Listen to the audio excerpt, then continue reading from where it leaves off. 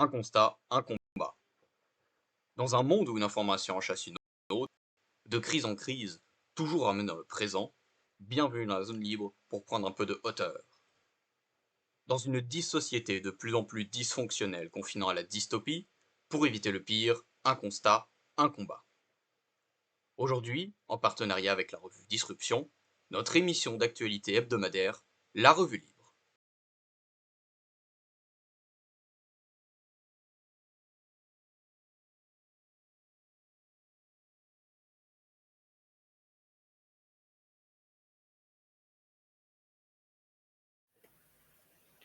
Bonsoir Flavie. Comment vas-tu?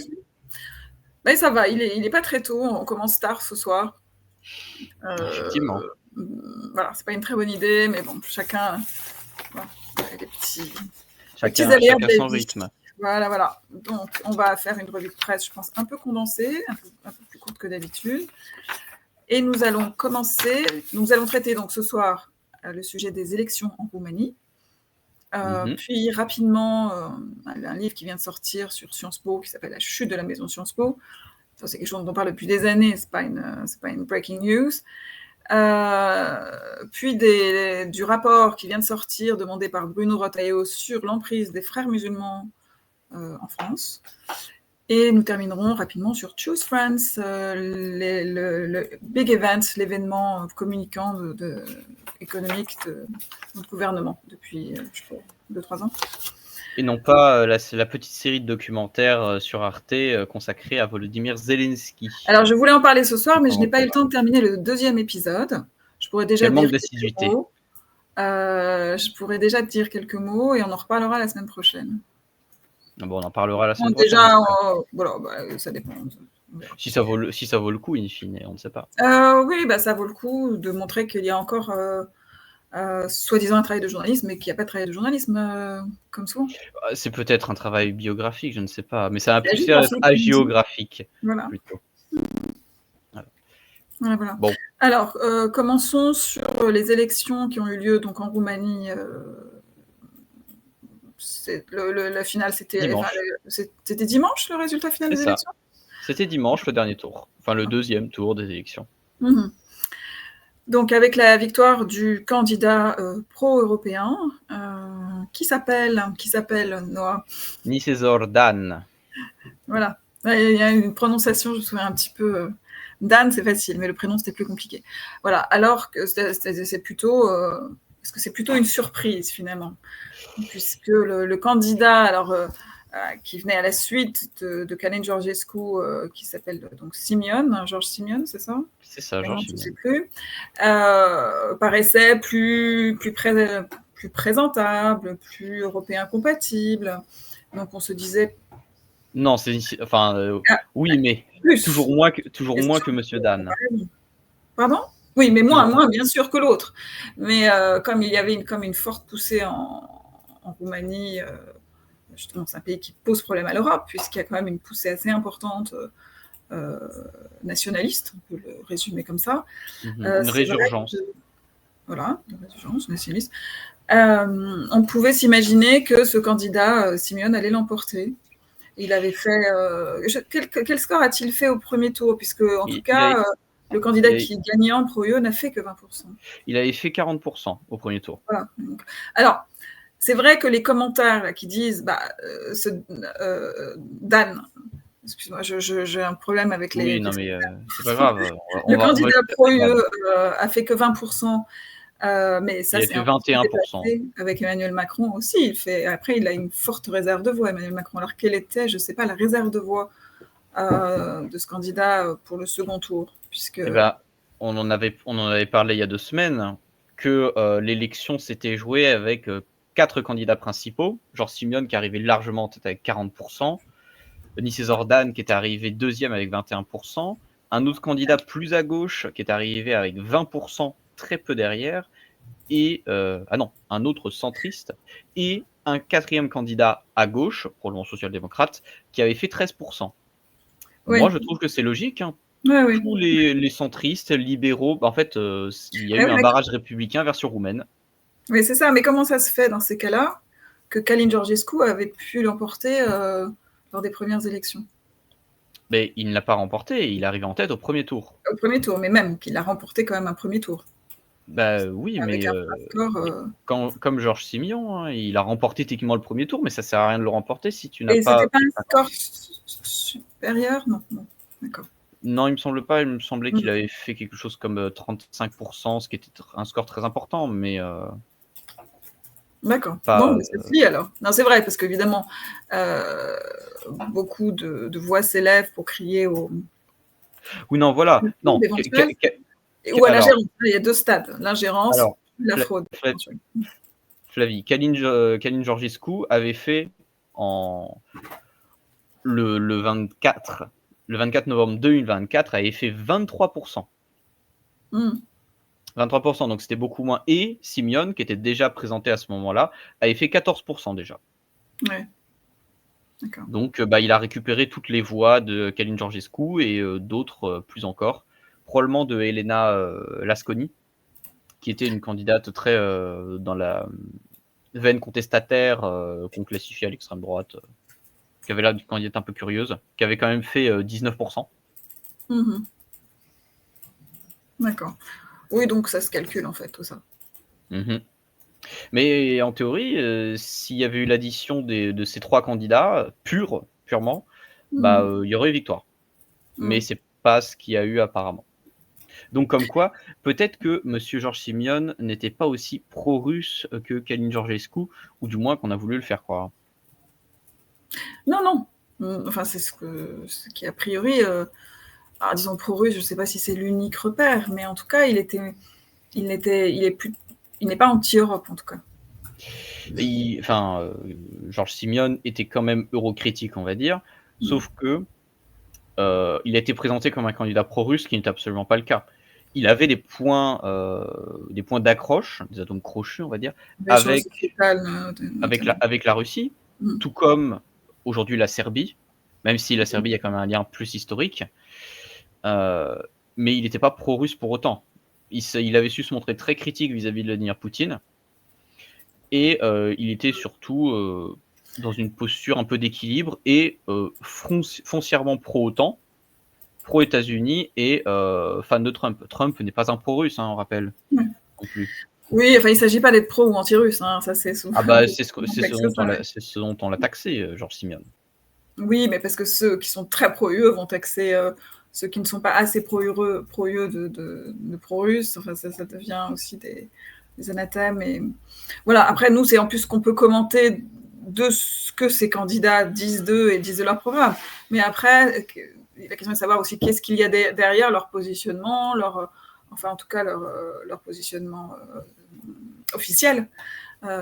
Comment il y a certainement des calculs politiciens que nous ne maîtrisons pas. Oui, sans doute.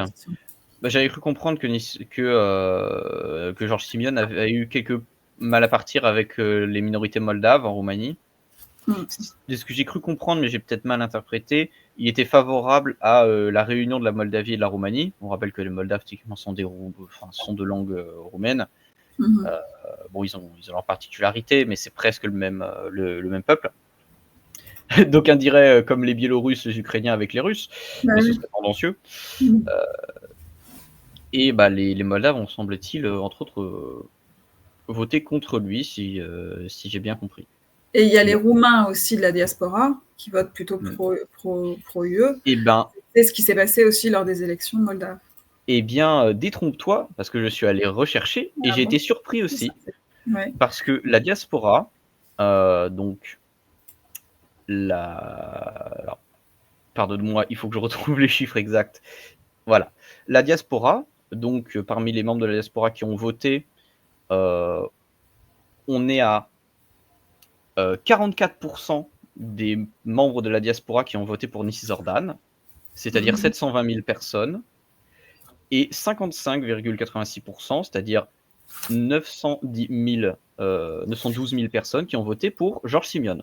Oui, donc la diaspora a majoritairement voté pour Simion. D'accord. Surprenant. Surprenant. C'est surprenant. Donc on n'est pas dans le cas moldave, tout à fait. D'accord.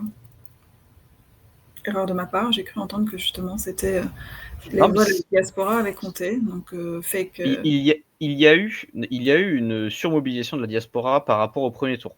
Ça, par contre, c'est vrai. Mhm. Et Georges Simeone, vu qu'il était dominant partout au premier tour, partout ou presque, Mhm. il était aussi largement dominant dans la diaspora. Sauf que vu que c'est un second tour, c'est comme l'élection présidentielle française, les gens font barrage ou non, il sera derrière un candidat. Et il y a eu, ça par contre, on peut en parler, vu que monsieur Georges Simeone a perdu l'élection, il s'est tout d'abord proclamé président de la Roumanie parce qu'il pensait gagner. Mhm. Et puis finalement, il a reconnu sa défaite, puis il a dit qu'il y a eu des ingérences étrangères et que les observateurs internationaux les ont vus. Bon, les observateurs internationaux n'ont fait cas d'aucune ingérence étrangère. Cependant, on n'a pas besoin d'aller chercher très loin, il suffit d'aller regarder ce que disent les ministres français. Mhm. On a, je crois, notre ministre des Affaires étrangères et une ministre dont j'ai oublié le nom, qui est peut-être ministre de pas ministre de l'économie, mais une ministre du gouvernement, bref, qui a parlé du fait de mobiliser la diaspora roumaine, présente en France, mais également dans l'Union européenne, pour leur faire comprendre que c'est important, la démocratie et le projet européen. Bref, on a travaillé les minorités roumaines C'est pas de la Valérie diaspora. Ayé, Nathalie Loiseau qui sont. Valérie Ayé, je crois, c'est ça, oui. C'est une des deux en général. Et c'est concomitant aux accusations de Georges Simeone d'ingérence d'Emmanuel Macron dans l'élection. Alors, on parle de cette ingérence et on parle aussi beaucoup depuis des propos de Pavel Durov, patron de Telegram, sur carrément les ingérences du patron de la DGSE, Nicolas Lerner. Évidemment qu'il n'a rien reconnu parce que ce serait terrible. Mais bon, vu qu'il n'y a pas de reconnaissance, ça reste des accusations. Alors que dans le cas, des ministres, on a des preuves. Mais je crois qu'il y a des preuves. Durov, je pense qu'il a des preuves. Il n'y a que ses propos. Il n'y a que ses propos en guise de preuve. Ça dépend le crédit qu'on lui accorde. Je pense qu'il a annoncé des preuves, je me trompe peut-être. Des preuves. Oui. Enfin, oui. Pour l'instant, on en est là, en tout cas. Tant qu'il ne les a pas rendus publics, je ne sais pas. Alors, ce qu'il faudrait aussi peut-être rappeler, c'est que la Roumanie, pourquoi autant de travail sur la Roumanie de la part de la France et de l'Union européenne? Bon, tous les pays de l'Est qui sont tangents, même si c'est la Slovaquie, sont sous l'œil scrutateur de l'Union européenne, à savoir qu'il est important que la ligne idéologique reste la même partout en Europe. Mais après, la Moldavie est stratégique. La Roumanie. Géostratégique. Pardon. La Roumanie comme la Moldavie sont géostratégiquement très importants, puisqu'ils sont très proches de l'Ukraine, très proches de la mer Noire, et qu'il y a des minorités roumaines et moldaves en Ukraine. Donc c'est un peu le même territoire, et il ne s'agit pas que ce territoire très proche, avec en plus des territoires comme la Transnistrie, qui sont tangents, et avec des statuts d'autonomie aussi tangents. Enfin, je veux dire, il ne s'agit pas qu'aucun de ces pays flanche idéologiquement. Oui, en fait, même si Georges Simeone était passé, le pays n'aurait pas flanché éventuellement la direction. Sur l'Ukraine, non, c'est Simeone là-dessus, non. Oui. Non, mais même pas forcément sur l'Ukraine. La Roumanie serait devenue un énième pays eurocritique, on va dire, dans la veine de ce qu'a été pendant un temps la Pologne et de ce qu'est actuellement encore avec Viktor Orban la Hongrie, et de ce que peut être avec Joseph Tiso la Slovaquie. Mais ça n'aurait pas été plus méchant que ça, parce que la Roumanie, de fait, est bénéficiaire de l'Union européenne, elle n'a aucune raison d'en sortir, et ça aurait juste agacé les bureaucrates qu'ils ne soient pas alignés. Mais parce que c'est vrai que Georges Simeone avait un discours très effectivement nationaliste. Il était catégorisé d'ultra-nationaliste, ce qui est peut-être un peu abusé, mais c'est ce vieux nationalisme roumain chrétien. On rappelle que les Roumains sont quand même un des peuples un peuple très fier. On est dans les Balkans, et ils ont du mal à partir avec à peu près tous leurs voisins historiquement. Ils sont déjà de langue latine, contrairement à leurs voisins aussi. Oui, aussi. Et ils ont des minorités chez eux, notamment notamment de la plus grosse minorité qui sont les Hongrois, en Transylvanie, que Georges Simion a essayé de travailler, entre autres, pendant l'entre-deux-tours, ce qui n'a pas, vraisemblablement pas suffi. Alors aussi, moi, la question que je me posais, c'est quelle est la proportion en termes d'âge des votes pro-UE? J'imagine que c'est un vote très jeune. La plupart des Roumains ont voyagé en Europe de l'Ouest, ont plutôt envie d'y appartenir et ils ne remettent pas en question du tout cette appartenance-là. Pour eux, c'est assez compréhensible. Les jeunes, alors d'après les statistiques recueillies, 58% des 18 à 30 ans ont voté pour Nicée Orban. Et de majoritairement, en fait, la population, même les 36-60, les plus de 60 ont voté pour Dan majoritairement. Ceux qui ont été le plus à l'équilibre, c'était les 31-60 ans. C'est ça qui est intéressant, c'est entre les deux en fait. C'est vrai, c'est ou les jeunes ou les plus âgés qui ont vécu le communisme. Et entre les deux, il y a une remise en question. Les plus âgés sont déjà... Le problème, c'est que moi, je n'ai pas eu accès au stade du premier tour. Je n'ai que... j'ai partiellement des stades du premier tour. Parce que Simeon n'a pas beaucoup bougé, en fait, entre les deux. Il a vraiment eu un gain de marge très, très faible. Après tout, il a gagné que environ 6%. C'est terrible. Mais c'est vraiment... Moi, ça m'a vraiment évoqué. On a vu plein de gens faire oui, il y a eu de la fraude, tout ça. C'est la Roumanie. C'est tout à fait possible. Il y a eu de l'ingérence. Simeon parle de 1 700 000 morts inscrits sur la liste électorale. Voilà. Donc il a parlé du fait qu'il y avait des morts inscrits sur la liste électorale façon aux États-Unis, ce qui est tout à fait possible. Entre autres, quand on regarde les chiffres un peu curieux de la Roumanie, parce que je rappelle, la Roumanie, c'est un pays de 19 millions d'habitants. Et en tant que votant, du moins pour cette élection, il était indiqué qu'il y en avait 18 millions. Oui, c'est ça que j'ai lu, en effet. Alors, à moins qu'on ait le droit de voter à, je ne sais pas, 6 ans, oui. Je pense qu'il y a effectivement des morts, ou alors c'est une erreur de calcul. Et le taux de participation aura augmenté de 30% entre les deux tours. Oui, c'est ça, en augmentation relative, hein, bien sûr. Il est passé de 50 et des brouettes à 61%. Il y a eu une surmobilisation, effectivement. D'une partie des Roumains, d'une partie des Roumains, et on est passé de 9 millions de votants à 11 millions. Donc oui, effectivement, ça fait 30 en relatif, si on dit bien ça. Mais il y a des choses curieuses. On sait, parce que elles sont pas cachées, qu'il y a eu des ingérences, tentatives d'influence. Du côté russe, bien sûr, on a des accusations, enfin, du côté européen, on a eu des accusations russes envers la Russie. Évidemment, parce que non, c'est pas nous les méchants, c'est eux. On n'a pas de preuves. On n'a pas. Mais en fait, c'est moi. Et de toute façon, ils ont perdu, donc c'est pas grave. Il n'y a pas besoin. Et Georges Simion a aussi demandé l'annulation de l'élection parce que ingérence. Mais donc forcément, dans l'Europe de l'Est, nous-mêmes, nos propres élections sont toujours sous influence, sous ingérence aussi extérieure. C'est aussi le lot de la démocratie, dans un espace globalisé, d'être soumis à des ingérences. Alors, ingérence et influence, c'est pas la même chose. Mais forcément, s'il y a influence, il y a ingérence aussi. Je trouve que c'est un peu... Alors,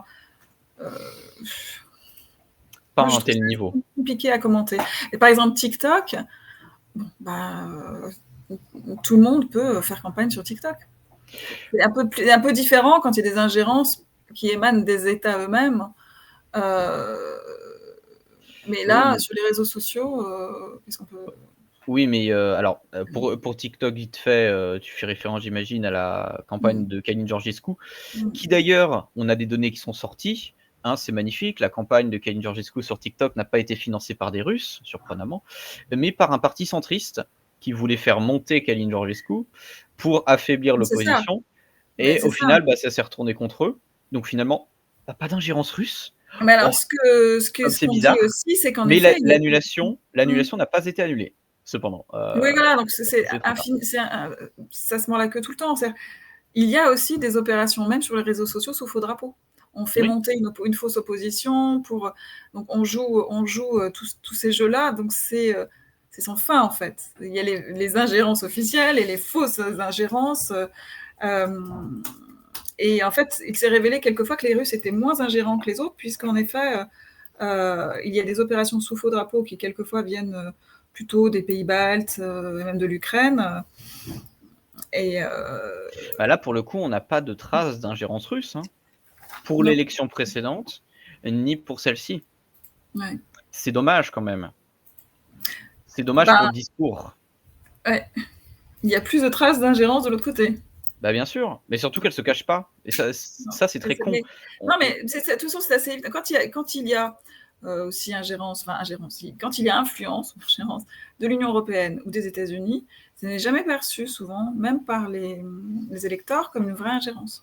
L'ingérence ne peuvent être que russe ou chinoise éventuellement, mais dès qu'elle est occidentale. Bien sûr, l'ingérence c'est mauvaise. Mais l'ingérence c'est mauvaise, c'est mauvais. Et les Occidentaux, qui plus disaient les Européens, ça ne peut pas être mauvais, surtout pas l'UE.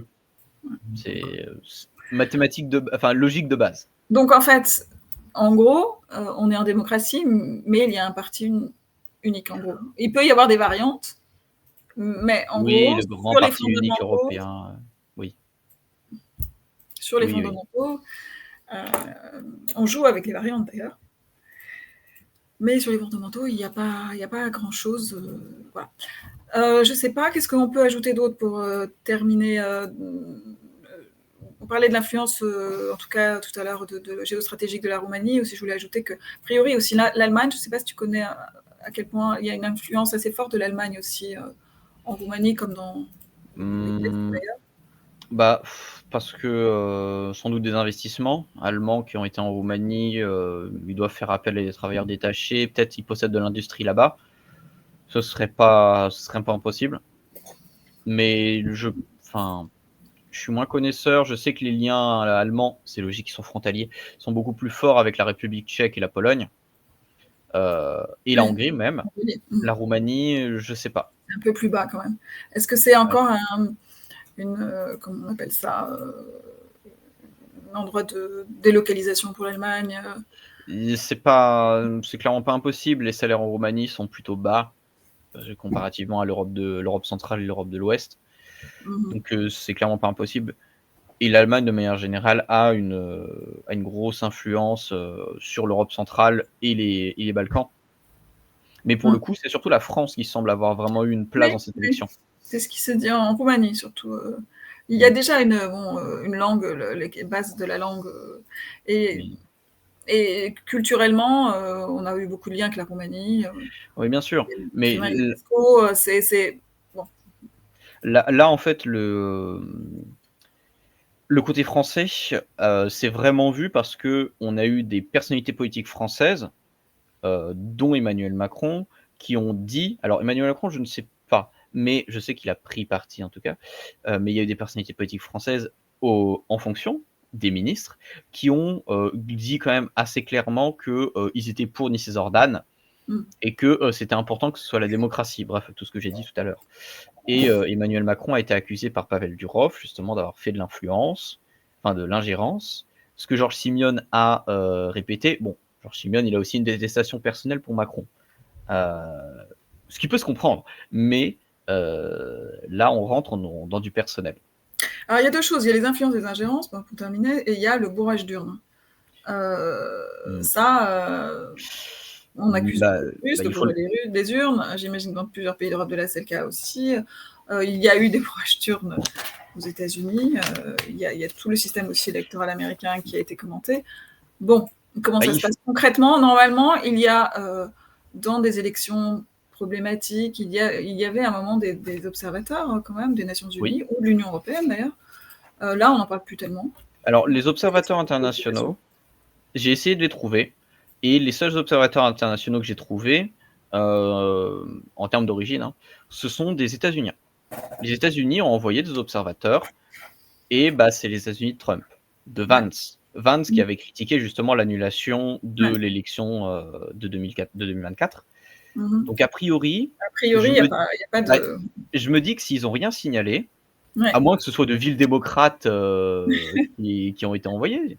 Ouais. Bah, il y a peut-être rien à signaler de vraiment irrégulier. Qu'il y ait eu de l'ingérence, ça c'est certain, mais qu'il y ait eu de la manipulation, de la corruption ou choses comme ça, bah, c'est beaucoup plus discutable parce qu'on n'a pas d'appel. Si c'était que des Européens, ça aurait été évident que ça aurait été Ouais. biaisé. Mais là, il y a des États-Uniens qui n'ont pas de raison d'être particulièrement plus favorables à l'un ou à l'autre. Bon, a priori, hein, bien sûr. S'il y avait eu Après, il faut d'autres, attendre aussi un petit ça aurait peu, été parce plus que simple. j'imagine que les enquêtes prennent un petit peu de temps, mais bon. A priori, Oui, c'est ça. Mais en fait, ce qui aurait été bien pour George Simeone, c'est qu'il ait tout un staff à la Donald Trump, c'est-à-dire des armées d'avocats qui sont prêts à vérifier les listes et à demander la ratification des morts des listes. Bah, s'il avait raison, ça l'aurait peut-être fait gagner. Mais bon, bah, il n'avait pas ça. Et en même temps, bon, c'est la Roumanie, c'est pas les mêmes moyens non plus. Hein. oui, c'est ça, parce que ce dont tu parlais tout à l'heure, c'est quand même les 18 millions d'inscrits, c'est quand même un petit peu trop. Oui, bien sûr. Mais après, en termes d'écart de voix, c'est pas, ça s'est pas joué à beaucoup. Hein. Si on retire, techniquement, si on retire les morts théoriques, hein, d'après George Simeone, bah, celui-ci gagne. Ouais. Celui-ci gagne. Ouais. Donc les morts ont été utiles. Ah ben on sait pas. Il y a eu de fait une hausse de la participation. Peut-être de la participation des morts, on ne sait pas. Ça a peut-être été la nuit des morts vivants. Après tout, on est en Roumanie. Elle Voilà. est pas mal celle-là. La perche est tendue. Mais bon, bah, on verra bien ce que des enquêtes donneront. Et je pense tout de même, vu le statut de cette élection, ça me surprendrait, mais j'estime que ce n'est pas impossible qu'il y ait effectivement une annulation de cette élection par la Cour constitutionnelle roumaine. Parce que On en parle. de fait, c'est bizarre. C'est Il y a des... ce qui se souhaitait, en tout cas. Bah, c'est ce qui est demandé par George Simeone. Il est étonnant, mais... il est improbable que ça advienne parce que c'est monsieur qui le demande, mais ça ne me surprendrait pas que ça advienne quand même, parce que il y a vraiment il y a de l'ingérence. La première élection avait été annulée pour cause d'ingérence. Là, il y en a eu d'avéré. Bon, bah, on verra bien si les Roumains manifestent, qui sont pas contents et qui maudissent le nom de la France et qui brûlent les drapeaux français et des portraits d'Emmanuel Macron. Hein, on ne sait pas, on se croirait peut-être en France à ce moment-là. C'est vrai qu'en tout cas, c'est comme un avant-goût de ce qui se passera en 2027. C'est-à-dire que maintenant, les élections deviennent très tendues et très scrutées par tout le reste de l'Europe. Et donc, bon. Oui, mais on est quand même dans le cas de la Roumanie qui est aucune volonté d'offenser les Roumains, mais qui n'est pas une puissance majeure, qui est de fait j'allais dire un pauvre pays, mais oui, un pauvre pays qui est à la croisée des puissances, que ce soit des puissances moyennes, comme la France, l'Allemagne, et majeures, entre guillemets, l'Union européenne, la Russie, les États-Unis, bah, ils sont obligés de se faire influencer. Nous, en France, tu dis qu'il y a des influences étrangères. En France, c'est beaucoup moins le cas. Hein. On n'a pas eu de cas de dirigeants étrangers qui ont dit oui, moi je suis pour Emmanuel Macron, ce serait bien qu'il gagne, un peu à la Hollande, ce qu'il avait fait. Obama, et vote pour Macron, tu te souviens pas? Obama, je crois que c'était la première ou la seconde élection. Alors, il avait clairement intervenu. Il était clairement intervenu. Je pense que c'était de toute façon. Mais Obama, est-ce qu'il était en fonction?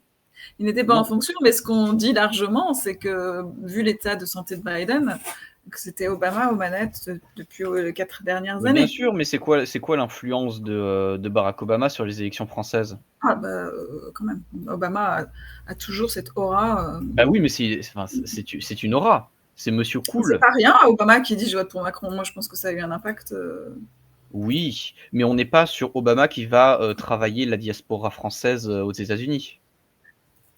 Tu vois, on n'est pas sur le même niveau, c'est ça que je veux dire. Bref, ne pas tomber trop dans les amalgames. Moi, je vois un rapport direct. Hein. Bon, écoute. Non, passons au sujet suivant, parce que nous avons passé 20 minutes dessus. Le sujet suivant. Donc, Sciences Po. Alors, Sciences Po, écoutez, en fait, c'est un livre qui fait état un peu de ce dont on parle depuis quelques années en ce qui concerne Sciences Po. C'est le virage. Bon, Sciences Po, c'est toujours dit plutôt de centre-gauche, mais le virage, entre guillemets, plutôt gauchiste, je dirais, donc gauchiste dans la terminologie que l'on entend. La radicalisation à gauche. Voilà, exactement. Ouais. Alors, tout ça a commencé évidemment avec Richard Descoings sur un gauchisme plus sociétal et plus cool. Ça prend un tournant un petit peu moins cool depuis les événements à Gaza. Du 6 Puisque octobre. là, c'est Chèche, drapeau palestinien et blocage de l'école. Alors, c'est vrai que le recrutement à Sciences Po aussi a beaucoup changé ces dernières années, puisque, en gros, je sais qu'à une époque c'était ça, alors maintenant, justement, ça a un petit peu rechangé, mais il y avait un tiers d'étudiants étrangers et un tiers d'étudiants boursiers, plutôt des zones plus difficiles, je ne sais pas comment ils appelaient ça, et un tiers d'étudiants qui tentaient leur chance, hein, donc hors quota.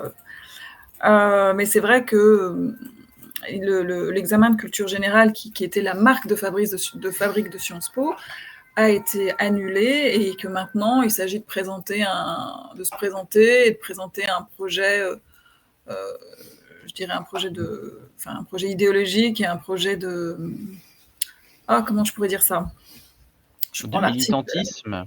Oui, un projet militant, un projet humanitaire, militant humanitaire. Et que, en gros, voilà, ce qu'on présente et ce qu'on présente de soi doit être absolument idéologiquement conforme. Donc ça fait peut-être une petite vingtaine d'années que ça va vers... c'est vrai que on peut avoir 20 sur 20 au bac et pas du tout rentrer à Sciences Po. Hein. Je veux dire, c'est plus du tout... on peut avoir cet examen de culture générale, donc on peut le passer et ne pas, de façon brillante, et ne pas être reçu. Hein. Maintenant, c'est devenu... Bon, c'est vrai, c'est très, très, très différent du Sciences Po d'il y a 30-40 ans. C'est vrai qu'aujourd'hui, quand on vient, par exemple, d'un établissement catholique, on a très, très peu de chances aussi d'être pris. Donc, tous les établissements catholiques bien connus à Paris, comme Franklin et Stanislas, sont largement boycottés. Alors après... puisque le gauchisme mange ses propres enfants. Il y a eu l'affaire Mathias Vichra, le directeur de Sciences Po, qui se donnait beaucoup de gages de pureté idéologique. De pureté idéologique, qui a été accusé et jugé avec sa compagne pour violence conjugale. Et là, la violence s'est retournée contre lui. Et voilà, donc le climat est devenu totalement irrespirable dans l'école. Il est parti, donc il a quitté. Je ne connais pas le nom du nouveau directeur, mais je pense qu'il y a une tentative de renormalisation parce que c'était plus tenable. C'est vrai qu'il paraît que les entreprises, maintenant, qui reçoivent un CV d'un postulant qui sort de Sciences Po, c'est direct la poubelle. Donc ça commençait à aller trop loin, comme souvent. Donc il y a une tentative de recentrage, mais ça a fait beaucoup de dégâts. Donc voilà, donc ce livre s'appelle le chute de la maison Sciences Po. Donc attendez, et les auteurs sont... Je suis toujours sur Mathias Vichra, pardon. Les auteurs s'appellent... Je vais au bout de mon article, je suis désolée, Caroline Beyer. C'est un auteur. La crise des élites françaises. Alors c'est plus largement sur la crise des élites françaises, et on voit un amphi avec au moins 3-4 drapeaux palestiniens, des étudiantes voilées avec des chèches. C'est vrai que, bon, si on ne sait pas qu'on est à Sciences Po, c'est difficile de le deviner sur la photo de la couverture. Voilà. Je ne sais pas si tu veux ajouter quelque chose. Je ne suis pas un grand expert de Sciences Po, ni même des écoles parisiennes de manière générale. Mais comme tu l'as dit, en fait, ça suit le développement, pour pas dire la dégradation, de Sciences Po qui était entrepris depuis déjà quelques années. Il a, je sais pas, peut-être qu'il va y avoir un coup de fouet qui va redonner un petit peu de vitalité ou de sanité à cette école. De toute manière, elle va continuer d'avoir une bonne réputation auprès des gens qui ne s'y intéressent pas. Et auprès de ceux qui s'y intéressent, ils sauront. C'est comme pour tout, en fait. S'ils en parlent pas à la télé, je pense pas que beaucoup vont savoir. Je pense que, ouais, je me rends pas bien compte. Enfin, c'est vrai que quand même, je pense que la réputation a largement atteint le grand public. Mmh. Et que je pense que ça reviendra pas en arrière comme ça tout de suite. Non, je crois pas. Et c'est aussi parce que ça a aussi des impacts sur le niveau des élèves. L'enseignement, un enseignement idéologisé, il est beaucoup plus basique en réalité, et il fait fi de la complexité, je t'apprendrai rien. Et c'est vrai que là où je travaille, moi j'ai beaucoup de stagiaires Sciences Po, le niveau est pas du tout le même qu'il y a 20 ans. Enfin, J'ai envie de te demander, est-ce que c'est pas le cas pour toutes les écoles en France? Oui, sans doute, mais enfin Sciences Po est emblématique, si tu veux, c'était quand même la garantie d'un niveau de culture générale. Il y a 20-30 ans, quand on parlait à un élève de Sciences Po, bon, c'était pas il n'était pas forcément, c'est pas génialissime, mais bon, beaucoup étaient brillants, mais il y avait des repères communs immédiats, enfin, entre, comment dire, il y avait une structure, des repères communs, il y avait une structure très très forte. Maintenant, elle n'est plus là du tout. Et c'était pas, c'était d'ailleurs idéologiquement assez neutre, hein. Alors très pro-européen, etc. Oui, mais c'est ça, peut-être plus mais centre-gauche que oui, véritable centre-gauche, gauche. oui, voilà. Non, c'était tout à fait centre-gauche. Mmh. Donc c'était une base quand même assez sûre et assez respectable et une base culturelle surtout. Mais là, je peux t'assurer que on voit sortir des élèves incultes, totalement incultes. Et absolument pas, là je parlais de la classification, le quota étranger, le quota banlieue, ça n'a rien à voir avec ça, hein. Même la partie élèves venant des beaux quartiers était inculte. Alors ça, par contre, c'est plus surprenant tout de même. Enfin, En... pas tous, hein. Pas tous, mais c'est plus une garantie. Oui. Puisque l'examen d'entrée, encore une fois, met en valeur autre chose. Donc, voilà. Bon. Je te propose de ne pas tourner en rond. Non, mais c'est assez emblématique, c'est pour ça que je voulais en parler. Sciences Po, ça va au-delà de Sciences Po, hein. Ça dit beaucoup c'est quand même le symbole de l'état des élites françaises. Donc nous passons... Avec l'ENA. Avec l'ENA, mais l'ENA n'existe plus. Et Polytechnique. Et d'ailleurs, très rapidement, l'ENA n'existe plus, elle existe sous un autre nom. Oui. Et j'ai pu voir un reportage sur ce nouvel ENA, ce n'est pas du tout le même genre d'élèves qu'avant. Alors, c'est peut-être moins arrogant, mais c'est beaucoup plus moyen. Et je ne surestime pas, on connaît les limites des élèves de l'ENA, ce qu'il peut y avoir de limites aussi à cette formation, même si elle est quand même très élitiste. On peut critiquer, c'est pas le sujet, mais en tout cas, il y a quelque chose de beaucoup plus commun et plus médiocre dans ce que j'avais pu apercevoir. Donc il y a quand même une volonté de médiocrisation. De nivellement vers le bas. Voilà. Donc passons au rapport, ce fameux rapport des services de renseignement qui a été commandé par le gouvernement, hein, par 3 ministères, je crois, intérieur, donc Retailleau principalement, Armée, Affaires étrangères, sur l'entrisme des frères musulmans en France. Donc il ne s'agit pas seulement de l'islam de façon générale, il s'agit de cette branche de l'islam particulière constituée par les frères musulmans, sachant que les branches sont complexes, le sunnisme et le chiisme. Oui, mais c'est surtout des sunnites. Vous avez les frères musulmans, les wahhabites, donc plutôt les saoudiens. Bon, en gros, c'est les deux tendances. Oui, c'est très grossièrement résumé. Voilà. Là, c'est les grosses tendances extrêmes, on va dire. Bah oui, mais on est là pour... Et d'ailleurs, moi, je n'étant pas une spécialiste, j'aurais du mal à rentrer dans le détail, mais je voulais déjà dire quelles sont les très grosses tendances, et que donc c'est un rapport qui concerne les frères musulmans spécifiquement là. Les frères musulmans sont nés, entre guillemets, dans les années 20 en Égypte. Alors, Oui, ce qui en est assez... 1928. En 1928, exactement. Donc, il s'appelle Al-Banna, je crois, son fondateur. Oui, c'est ça, le fondateur, c'était Al-Banna. Et alors, bon, juste pour la Bref. petite... Enfin, aujourd'hui, en Égypte... Ils sont considérés comme terroristes, oui, voilà, Somalie.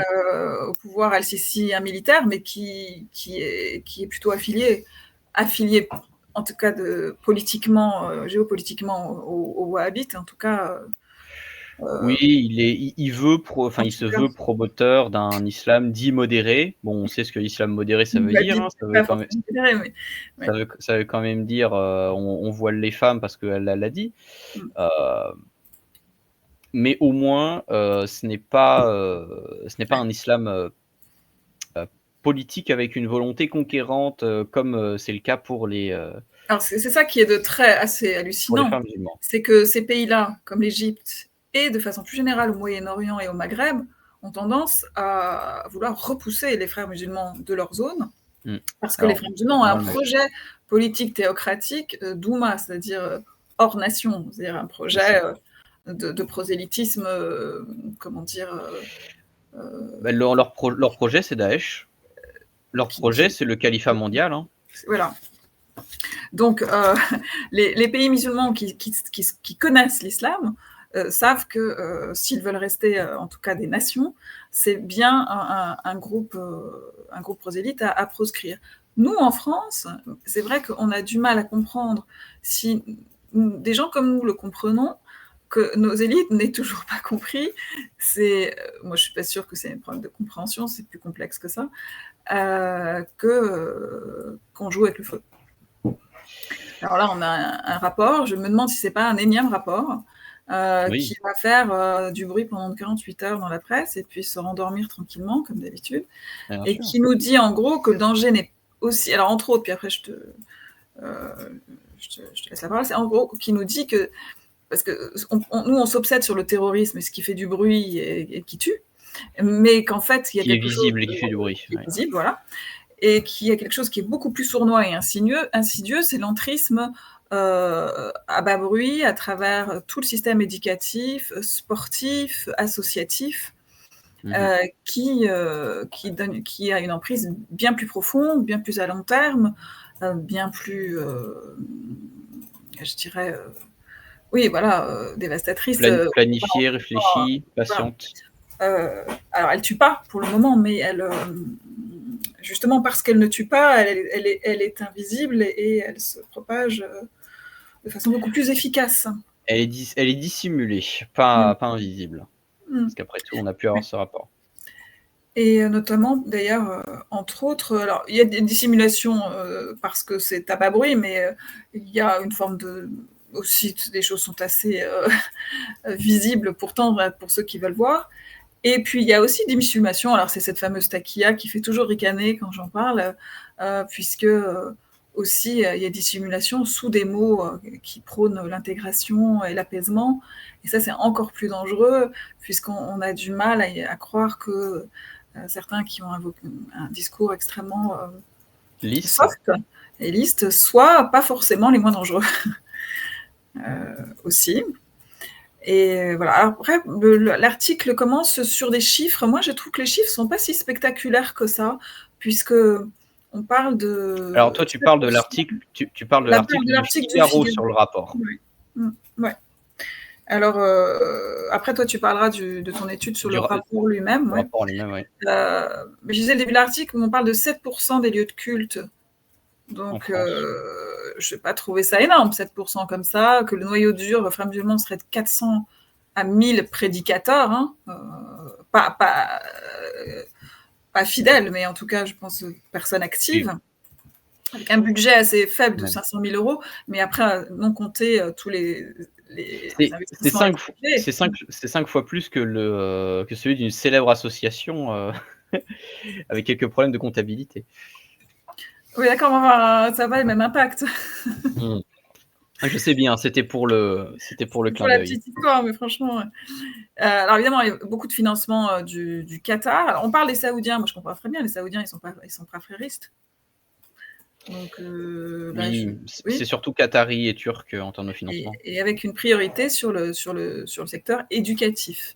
Après, voilà, tout commence à Creil en 1989. Moi, je me souviens bien de l'affaire des foulards de Creil. C'était la première fois qu'il y avait une forme de rapport de force, puisque ces 2 jeunes filles qui sont arrivées voilées à l'école, et je crois que le chef de l'établissement les a renvoyées, et le père refusait qu'elles enlèvent leur voile. Donc il y a eu un bras de fer. C'était Jospin à l'époque. Je crois qu'on a cédé au bout. Il y a eu beaucoup de débats sur le voile, je me souviens plus très bien, en disant d'un coup ce n'est qu'un voile, ce n'est qu'un bout de tissu, ou c'est avec cet argument du bout de tissu d'ailleurs qu'on a commencé à lâcher, quoi. Je me souviens plus très bien. Pour finalement durcir ensuite. Pardon ? Pour finalement durcir ensuite. Oui, voilà, mais sans arrêt. Ces débats interminables et sans intérêt de savoir est-ce que non, c'est pas un bout de tissu. Un bout de tissu, un drapeau, c'est aussi un bout de tissu, sauf que c'est un bout de tissu qui représente un pays. Donc bon, tout ça, il est porteur de quelque chose. Voilà. Ce n'est pas un simple vêtement. Voilà. Donc voilà, 89, ça veut dire que tout ça, ça fait près de 50 ans que ça dure. Et oui, des débats sans fin qui n'aboutissent jamais à rien. Et la situation est quand même incomparable, celle d'aujourd'hui avec celle de 1989. 89,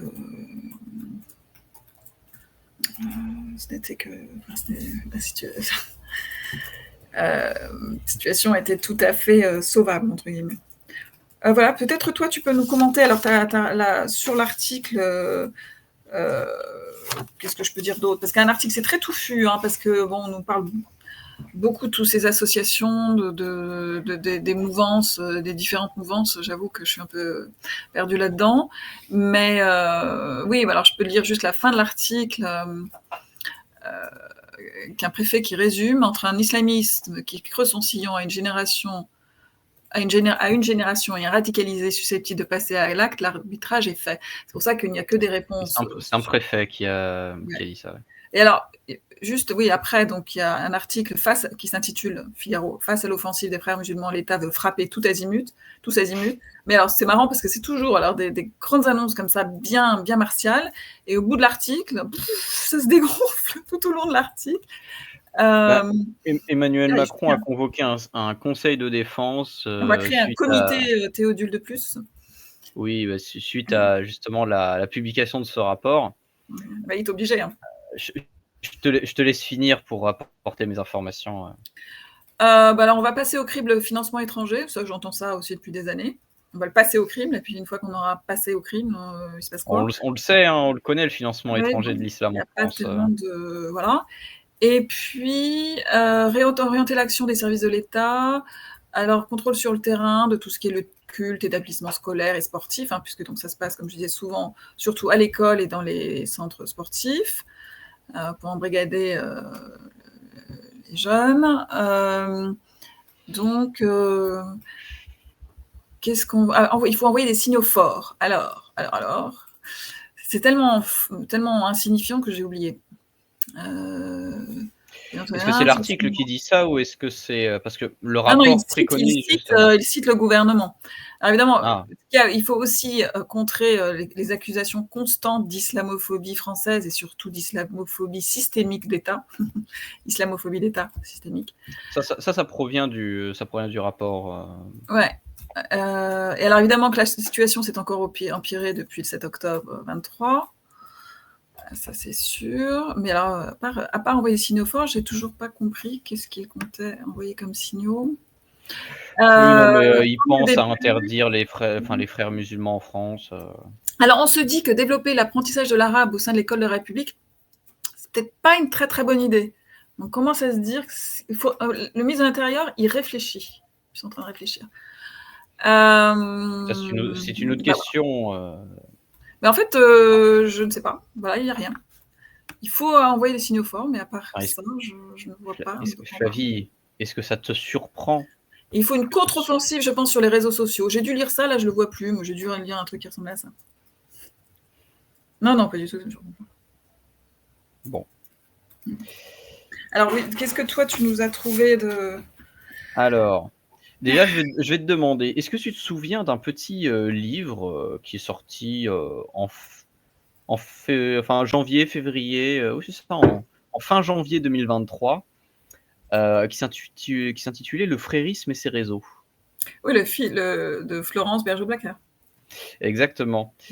Et ben, ce rapport, c'est à peu près ça. Oui, oui, c'est ça, elle dit la même chose. Hein. Elle est C'est sous, ça, elle est mais sous protection policière, je tiens à préciser, bien sûr. ouais, c'est Donc, ça. cette femme donc, qui maintenant passe un petit peu même sur la télévision de service public. Parce qu'elle a réalisé une enquête très profonde et bien courageuse, hein, parce que Très, très bon, courageuse, oui. faut Que peu faut oser le dire. d'hommes, pour une femme, je tiens à un propos un peu féministe, mais que peu d'hommes sont aussi courageux qu'elle. Alors, Le courage n'est pas l'apanage d'un sexe. non, non, bien sûr. Mais donc ce rapport, qui, a été commandité, au 1er semestre 2024, donc il fait un état des lieux de la situation, à cette période-là, hein. Et ben, qu'est-ce qu'il nous dit? Bah, il fait d'abord un historique, des frères musulmans, d'où ça vient, qu'est-ce que c'est? Donc je vais en faire vite fait un petit tour pour pas que ça dure trop longtemps. En gros, la théorie des frères musulmans, c'est que c'est un islam intégraliste. Coucou à ceux qui connaissent la théorie, de l'humanisme intégral, et qui sont familiers de la théorie de Charles Maurras, parce que oui, c'est l'intégralisme, c'est la même chose, dans le Tu peux me sens rappeler où ce que l'islam, c'est la théorie de Maurras sur l'humanisme intégral? c'est quelque chose d'assez compliqué et on En n'a deux pas mots. le temps. On je Non. suis pas un grand spécialiste de ça, mais c'est une théorie qui s'applique avec le royalisme de Maurras. Faut demander à des gens plus spécialisés que ça. Je connais surtout de nom, voilà. Jacques Bainville, qui est, je crois, le grand théorisateur de l'humanisme intégral, alors que Charles Maurras est le théorisateur de l'intégralisme. Pas tout à fait pareil, mais c'est lié. Bref. Donc l'idéologie des frères musulmans, c'est un islam intégraliste qui veut que l'islam régisse toute la vie d'un croyant. Bah, ça, c'est Euh, la charia, hein, c'est le propre même de la charia. alors oui, sauf que c'est poussé au bout en fait. C'est vraiment le Coran comme référence ultime et pas que pour les musulmans. À terme, c'est pour tout le monde. Ok. Le grand but des frères musulmans, c'est l'islamisation globale, avec un aboutissement sur une société 100% chariatique, donc qui applique la charia. C'est un mouvement qui se voulait à la base, qui se veut toujours, anti-impérialiste, de lutte contre l'Occident, surtout les États-Unis et les Juifs. Ouais. Ils sont un petit peu antisémites, un tout petit peu. Ça va en surprendre beaucoup, je pense. Ils sont très implantés dans des structures mondiales liées aux musulmans, parce que ils ont aidé à les structurer quand elles ont émergé. Et bon, en gros, ils ont fait du travail de fond pendant toutes les années 50-60, où ils sont arrivés entre autres en Europe, et qui sont aussi développés au Moyen-Orient. Ils ont fait du travail d'infiltration des universités, ils ont mis en place les doctrines pour s'étendre en Occident et le convertir, d'où la théorie justement de l'utilisation de la victimisation. Ça joue beaucoup sur la culpabilité et l'islamophobie en fait, pour disqualifier toute position critique de l'islam, toute position qui se veut islamo-critique, et tu as considéré comme islamophobe.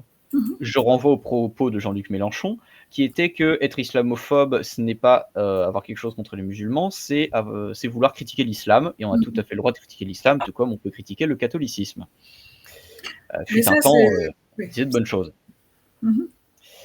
Et donc, ce qui est pratiqué surtout, c'est que on a vraiment un double discours. C'est-à-dire qu'en Occident, on va pas sur le monde musulman. Ce qu'il faut retenir, c'est que les frères musulmans ont un rapport très complexe avec l'Égypte, où ils ont émergé, où ils ont été maltraités par la junte militaire qui s'est effondrée avec les printemps arabes. Et c'est les printemps arabes qui marquent l'apogée des frères musulmans. au Moyen-Orient et au Maghreb. Ils arrivent au pouvoir en Égypte avec Morsi, qui ne va pas durer très longtemps parce que il va faire n'importe quoi et il va montrer son visage, enfin son vrai Donc visage. les printemps arabes, c'est la chute de beaucoup de républiques laïques. Alors beaucoup de républiques, de dictatures laïques. Oui, enfin oui, c'est pas la république n'est Oui. pas le bon mot. Techniquement, c'est un régime républicain, mais c'était des dictatures. Ouais. Et qui ont abouti finalement à la mise en place des théocraties. Beaucoup, en fait, ça a vraiment marqué leur apogée parce qu'ils ont gagné en importance en Tunisie. En Algérie, c'est compliqué parce qu'ils sont divisés partout. Au Maroc, ils ont su s'institutionnaliser et gagner une bonne place. Ils ont même été dans la coalition régnante pendant 10 ans, jusqu'en 2021. Ils n'ont pas été les dirigeants, mais ils ont soutenu les gouvernements. En Jordanie, ils ont eu un petit peu d'influence jusqu'à ce qu'il semblerait qu'ils soient disparus en 2020. Et aujourd'hui, leur influence principale au Moyen-Orient, elle reste en Turquie, vu que ils se sont fait interdire, purger en Égypte quand Al-Sisi a pris le pouvoir, ce qui a mené quand même à l'arrestation de 40 000 personnes. Et comme je l'ai dit, lui, il veut un truc plus posé, on va dire, même si ça reste quand même un islam moyen-oriental, donc un peu dur. On n'est pas sur du bassisme qui est laïque. Et j'essaye de faire synthétique, mais c'est très très riche en fait ce rapport. L'important, c'est qu'avec le double discours qu'ils tiennent en Occident, oui, on accepte, les cadres républicains, on est pour l'intégration, on se soumet, pour le cas français par exemple, aux valeurs de la République et tout ça. Derrière, c'est pas du tout ça. On est vraiment sur une espèce de dédiabolisation, comme le Front National, pour se faire accepter, se respectabiliser. Sauf que derrière, et là on a des preuves, pas comme le Front National, ou quelques brebis galeuses, que eux, ils n'en pensent pas un mot de ce qu'ils disent. Alors à ce sujet, je voulais justement lire un tweet que vient de publier Florence Bergeau-Blacker, qui est une citation de Shakib Ben Maklouf, qui est l'ancien président de la Fédération des organisations islamiques d'Europe, qui dit ceci, le cadre, je cite, le cadre juridique européen permet de présenter le modèle d'un musulman décent qui est considéré comme un bon modèle pour propager l'islam de manière positive sans attirer l'attention sur le fait que nous islamisons l'Occident. Voilà. Cette phrase résume beaucoup de choses et c'est assumé.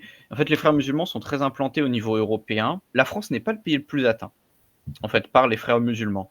Parce que, qu'on l'apprécie ou non, et malgré toutes ces failles, la laïcité française représente... Encore un petit barrage. A représenté un frein justement à justement cette influence des frères musulmans. C'est beaucoup moins le cas en Belgique, qui n'a pas de structure, qui est un État qui se veut neutre et qui du coup n'a pas les mêmes leviers pour résister à ce genre de choses. On a d'ailleurs des communes qui sont vraiment aux mains de gens affiliés aux frères musulmans, coucou Molenbeek, mais c'est pas la seule. En Allemagne aussi, on a une assez forte implantation qui est liée cette fois-ci plus à la communauté turque.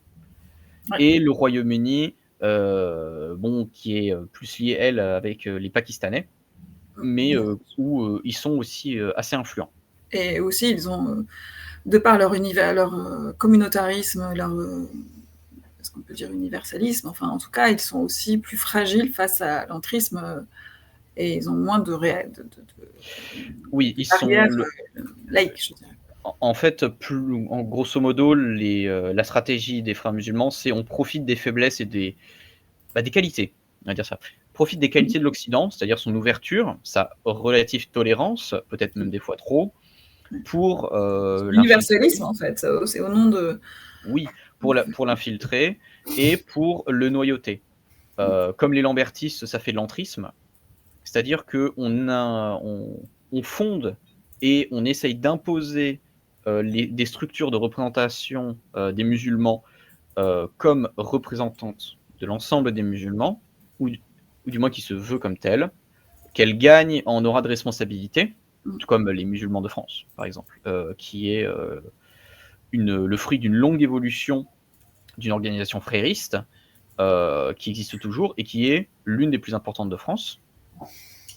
euh, et qui est toujours affilié justement aux frères musulmans, plus ou moins, en assumant plus ou moins, parce qu'ils ont un petit peu peur de se prendre des retours de bâton dans la tronche.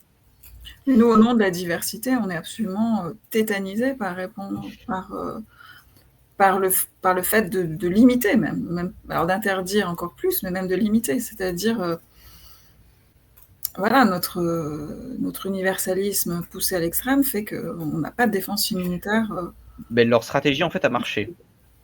On parlait Ouais, tout à mais l'heure ouais. on parlait tout à l'heure de l'islamophobie, c'est comme ça qu'il fonctionne. Mhm. Ça a été théorisé, ça marche, on en est la preuve. Alors que pourtant, quand on va creuser, les frères musulmans et tout ce qui leur sont liés sont toujours ce côté extrêmement rance de l'islamisme politique, de l'islam radical. D'aucuns diraient que c'est l'islam lui-même qui est comme ça. Mais bon, c'est des positions un petit peu controversées là-dessus. Et c'est pas les positions du rapport, parce qu'il est bien question d'un islamisme. Le rapport justement parle de l'islamisme comme d'une volonté de faire de l'islam politique.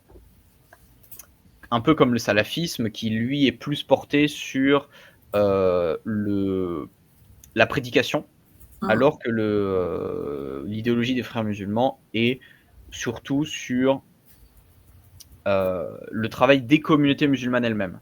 Ouais. Pour surtout, on parlait tout à l'heure, je suis désolé, c'est vraiment très fouillis. On parlait tout à l'heure du fait que les organisations fréristes se montraient favorables en France, mais aussi dans les autres pays européens, à l'intégration à la communauté nationale, tout ça, citoyenne, ce genre de choses, en façade, sauf que derrière tenaient d'autres discours, généralement en arabe, pour qu'il y ait la barrière de la langue qui les protège aux populations musulmanes, qui les encourageait à faire société, faire communauté, ensemble, à part, pour ne pas être, je reprends à peu près la métaphore qui avait été utilisée, pour ne pas être dissous comme le sel, comme le sucre dans l'eau, dans les sociétés occidentales. Donc on est vraiment sur une notion de communautarisme. Ouais, et ne pas oublier aussi les déclarations d'Erdogan qui passe son temps à demander à sa diaspora de ne surtout pas s'intégrer. Hein. Oui, aussi, ça c'est autre chose. Et l'AKP, Recep Tayyip Erdogan, a eu des rapports très étroits, favorables avec les frères musulmans. Il semblerait que ça ait changé ces dernières années pour des questions de réel politique. Bref, je vais essayer de ne pas que l'on s'éternise pas trop. Je résume. En gros, les réseaux fréristes en France, c'est pas grand-chose. A priori, en termes de chiffres. Le chiffre n'est pas spectaculaire. On est sur, en termes d'éducation, on a parlé d'éducation, sur 73 établissements confessionnels musulmans en France, on est à 21 établissements, c'est quand même beaucoup, hein, qui sont considérés comme affiliés ou proches des frères musulmans. Frères musulmans qui ne sont pas illégaux en France, hein, donc c'est ok, a priori. C'est juste que ça peut être inquiétant. On a aussi des signalements auprès du ministère de l'Éducation nationale qui augmentent chaque année d'atteinte aux valeurs de la République, que ce soit des projets de financement qui soient considérés comme relevant de l'islam radical ou contraires aux valeurs de la République, ou au sein même de l'institution de l'Éducation nationale. Donc des dérives comportementales. Les pires étant évidemment les assassinats de Samuel Paty et de professeur dont j'oublie toujours le nom. L'autre, j'oublie toujours son nom. Bref, l'autre professeur qui a été assassiné. Donc on a ça, on a vraiment une montée de phénomène, on a un phénomène de prédication sur le terrain de personnes qui sillonnent le territoire, surtout auprès de communautés musulmanes pour les mobiliser elles-mêmes, et une prédication en ligne pour justement inciter surtout à ne pas s'assimiler, ne pas faire communauté. on est vraiment dans une logique. L'un des mantras des frères musulmans, c'est le djihad. C'est le djihad mineur. Le djihad mineur qui est la guerre. Le djihad extérieur, alors que le djihad majeur, c'est celui intérieur contre les péchés, ce genre de choses, pour le bon comportement. Sur ce genre de choses, on est avec un réseau associatif local très dynamique, notamment dans les associations sportives. C'est peu, c'est peu important en termes de chiffres, mais c'est en augmentation constante et avec une emprise à terme. De toute façon, eux, ils s'en fichent. Les frères musulmans, c'est vraiment du plan à long terme. Ils ont le C'est temps. ça la grande différence avec les terroristes. C'est Ouais. que eux, ils ne font pas de bruit, ils avancent à pas feutrer, et eux, ils misent sur le long terme. C'est pour ça, entre autres, que les politiques sont assez démunis, parce qu'eux, ils pensent à court ou moyen terme. Et ils ne voient pas forcément, ou ils n'ont pas forcément envie de prendre des mesures contre ça. Parce qu'a priori aussi, ils peuvent être aveugles et ne pas voir les potentiels dangers. Là, je voulais quand même donner le nom de l'autre professeur, hein, c'est Dominique Bernard. Ah oui, c'est ça. C'est vrai qu'il est souvent... C'est Samuel Paty qui oui, c'est le souvent, c'est un petit peu gênant de ne pas prononcer son nom. On a aussi ce rapport qui dit clairement que le concept d'islam des Lumières ou de nouveaux penseurs de l'islam, tu sais, le fameux espèce d'islam républicain, ce genre de choses, qui marche avec les valeurs libérales. Le rapport dit que c'est un complet mirage. C'est pas possible. En fait, ces notions d'islam qui est représentée par exemple l'imam Chalgoumi, la masse. C'est celui de la Grande Mosquée de Paris ou non, pas du tout. Non, pas du tout. C'est un imam parisien, effectivement, mais il n'est pas à la mosquée de Paris. La mosquée de Paris, c'est tenu par les Algériens. Ils sont pas comme ça. Et ce genre de discours, en fait, ils sont très pro, la République, il faut s'assimiler, il faut bien être dedans et tout ça. En gros, en fait, ça parle pas. La masse des croyants musulmans en France, qui représente environ 10 à 12 millions de personnes, ils s'en fichent. Voire ils rejettent. C'est d'après le rapport. Hein. Ils sont en rejet par rapport à ce genre d'idées. Et on a aussi les rapports interreligieux. Les chrétiens qui veulent aller faire du dialogue avec des musulmans et tout ça. Surtout les théologiens. Le dialogue en fait interreligieux, du moins avec les fréristes. Parce que c'est sur eux quand même, hein. C'est pas sur les musulmans en général, c'est sur les fréristes, attention. Avec des imams et tout ça qui sont affiliés au frérisme, ou plus ou moins, en fait ça marche pas. Ils ne bougent pas de leur position, et il y a le sujet très épineux de l'apostasie. En islam, si tu fais de l'apostasie, t'es condamné à mort en théorie. Alors, ça peut être en France la mort sociale, mais s'il le pouvait, ce serait très bien la mort physique, parce qu'il y a beaucoup de pays musulmans où l'apostasie ou le fait de pratiquer une autre religion, c'est plus une mort.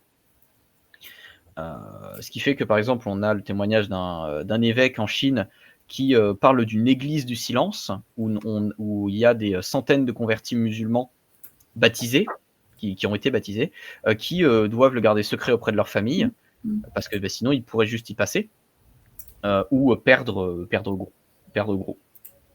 Et bref, avec ça je finis. En gros, ça fait l'état du fait que les frères musulmans sont présents en Europe, en France, même si c'est pas le pays le plus atteint, et que ils avancent progressivement. Même s'ils ont perdu un petit peu d'influence suite à diverses lois, notamment la loi séparatisme, qui les a bien embêtés. Ça n'empêche qu'ils progressent quand même, ils font du travail, ils ont une forme de respectabilité, ils ont leur place dans les instances internationales musulmanes. Ils sont surtout très bons en lobbyisme auprès des institutions européennes. C'est pour ça qu'ils sont très présents en Belgique, au plus proche des institutions. Et en gros, c'est aller lire le livre de Madame Bergeau-Blacker. Il faut absolument. Je voulais rappeler, donc Chalgoumi, l'imam Chalgoumi, c'est l'imam de Drancy, et c'est vrai que c'était visiblement un homme assez à part, et Oui, il est complètement isolé au sein de la communauté musulmane. Et même menacé. Voilà. Et puis, moi, je pensais aussi au fait que, alors là, il faut faire une petite recherche, c'est juste qu'il y a beaucoup d'écoles coraniques un petit peu dans les garages, enfin, si je peux dire comme ça, qui sont peut-être pas répertoriées. Elles ne sont pas enregistrées. Oui, voilà. Dans ce cas-là, elles ne sont pas enregistrées. Les 73 établissements, ce sont des établissements enregistrés. Tous ne sont pas sous contrat avec l'État. Oui. Non. Donc, ce sont tout ce qui est officiel. Mhm. Mais il y a forcément, effectivement, imaginons que, voilà, qu'il y a plus cachés. Voilà.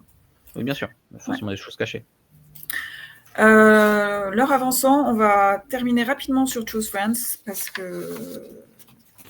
avait dit qu'on ferait court. Sur un sujet on plus n'a pas léger. fait court, mais sur ce sujet-là, c'est compliqué. C'était très compliqué. Juste, bon, tous les ans, il y a Choose Friends. Je voulais juste voilà, dire que, bon, déjà, on a l'impression qu'on devient un peu une sorte de boîte d'événementiel un peu avec la France qui avec le petit R comme de registered trademarks, et la France devient une marque que l'on doit vendre, et d'ailleurs comme ça sur le papier, Choose France, c'est ok, très bien, choisir la France, très bien, mais qu'est-ce que ça veut dire vraiment en réalité? Ça peut vouloir dire aussi vendre la France à la découpe, puisque l'investissement étranger, c'est déjà... ça dépend comment il est fait, mais... A priori, c'est positif tout de même. Oui, mais il y a aussi des reprises d'entreprises, enfin des entreprises sur lesquelles il y a oui. Mais en général, quand on parle d'investissement étranger, on ne parle pas de rachat d'entreprise. Enfin, il n'est pas question de rachat d'entreprise. Non, en soi, non. Mais ça peut se terminer comme ça. Mais ça, c'est pas la seule chose que je tiens à dire par rapport à ça. Et qu'il y a un côté un petit peu... position un peu de faiblesse, de vouloir absolument, de ne vouloir exister qu'à travers l'investissement étranger. On peut aussi soi-même développer de l'investissement dans notre propre pays. C'est-à-dire, on a l'impression que c'est l'alpha et l'oméga, l'investissement étranger. C'est quand même... je n'ai jamais entendu Emmanuel Macron parler d'autre chose en termes d'investissement sur l'économie française que d'investissement étranger. Noah, tu es avec nous? On a un problème d'image? Oui. Oui. Qu'est-ce que je... Oui.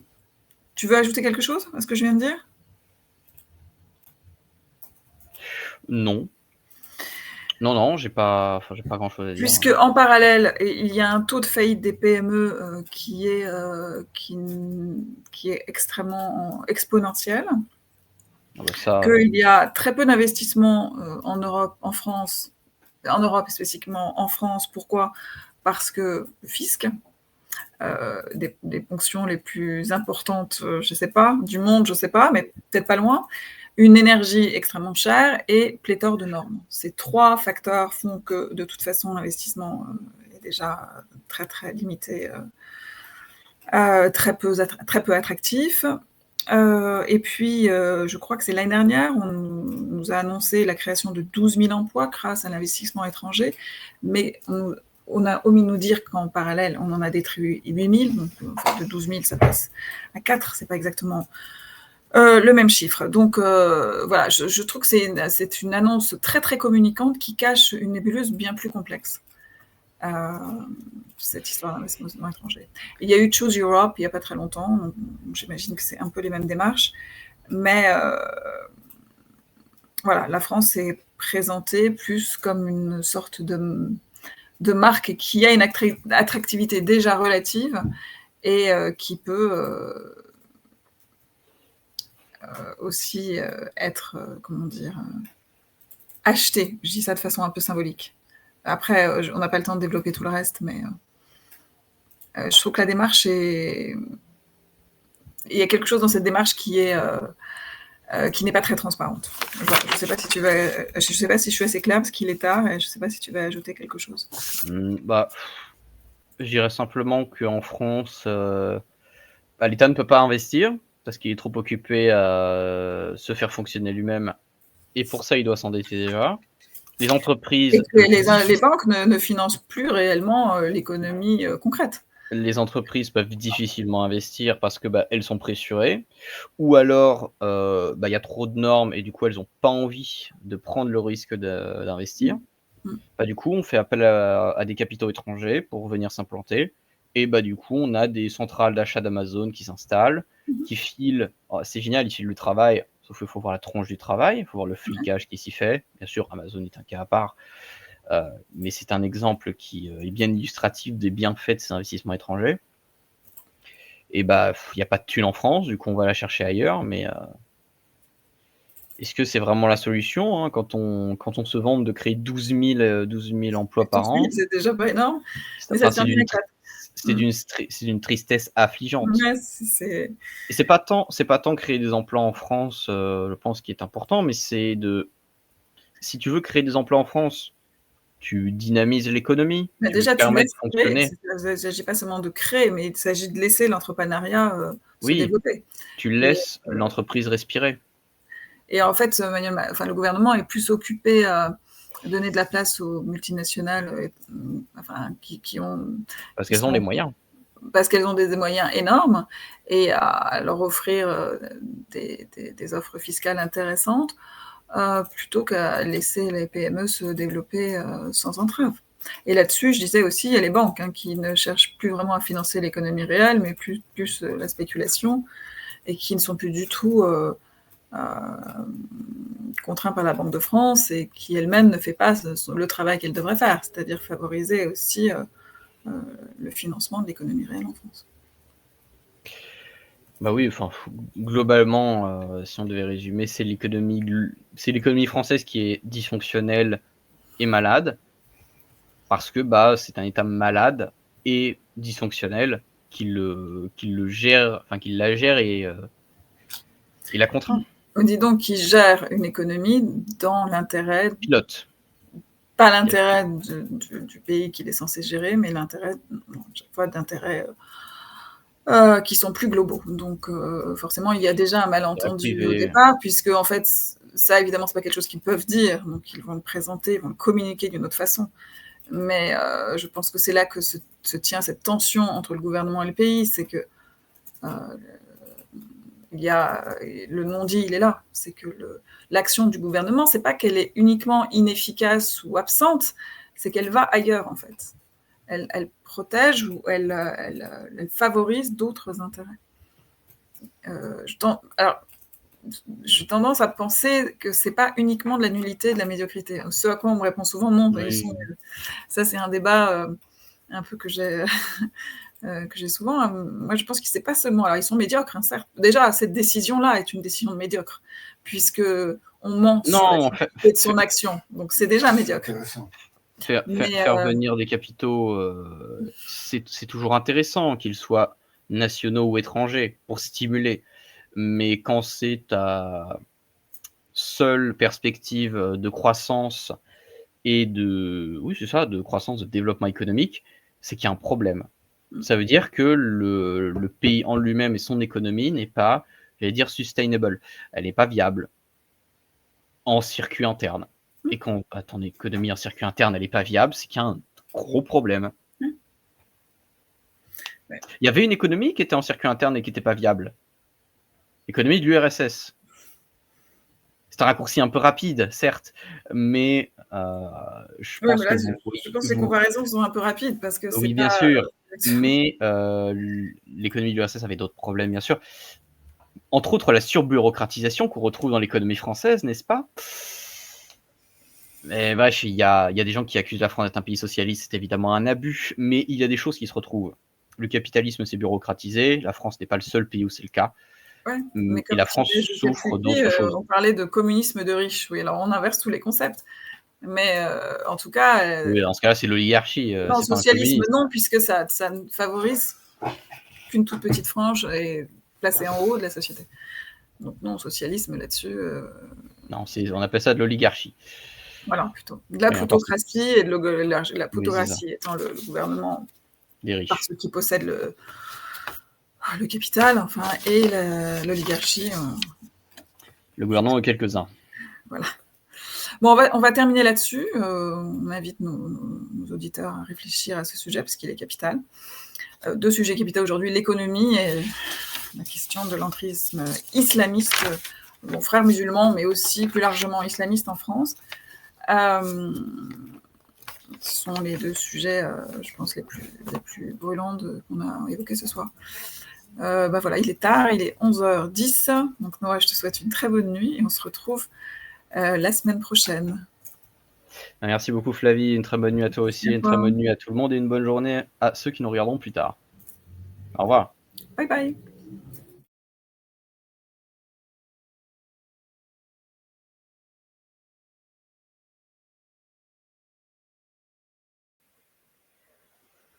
Dans la dissociété des dysphories contemporaines, il faut garder son esprit critique, soutenir la zone libre, s'abonner à ses réseaux et partager. Dans la société des crises, en dissolution, être en zone libre, c'est passer du constat au combat.